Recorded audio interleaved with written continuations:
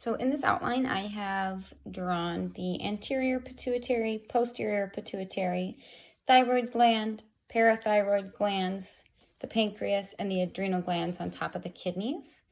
So starting with the anterior pituitary, I chose the luteinizing hormone, or it's abbreviated as LH. This is going to stimulate ovary production of estrogen and progesterone. In the posterior pituitary, it is storing oxytocin, so that stimulates contractions in the uterus during birth, and it can also affect the letdown of a breastfeeding mother's milk. And then there's also ADH stored there, so that's antidiuretic hormone. This is going to target the tubules in your kidneys, so it's going to basically tell them resorb water from your urine, and then tell it to send it back to the blood. So this makes you urinate less, maintaining a balance of water in your body. It can also have vasoconstrictive qualities, which can affect your blood pressure if it's found in high amounts. Moving to the thyroid has calcitonin. Calcitonin is released when there's high blood levels of calcium, so it's working to lower that level by inducing calcium intake by your bones. So this is important more when you're a little kid.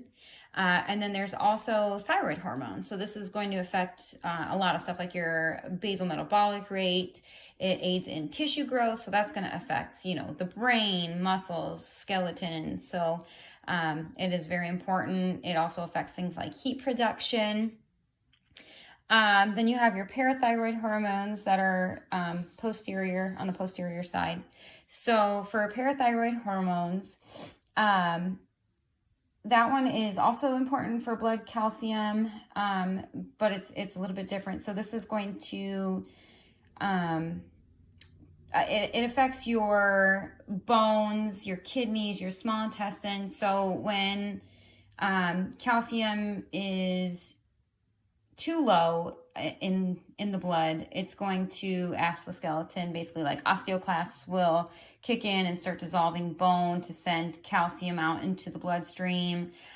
It'll get calcium from the kidneys from that increased reabsorption of calcium from urine. And then it also affects intestinal mucosal cells to try and absorb more calcium. Then there's the pancreas. The pancreas has two big ones that kind of work opposite each other. So there's insulin and glucagon. So insulin, when there's a high blood sugar level, it basically works to bring that blood sugar level back down to normal. And glucagon works opposite. So when there's a really low blood sugar, it's going to work to raise that blood sugar back up to normal. And then we've got our adrenal glands. So with the adrenal glands, there's what are called gonadotropins, androgens. So that's a sex hormone.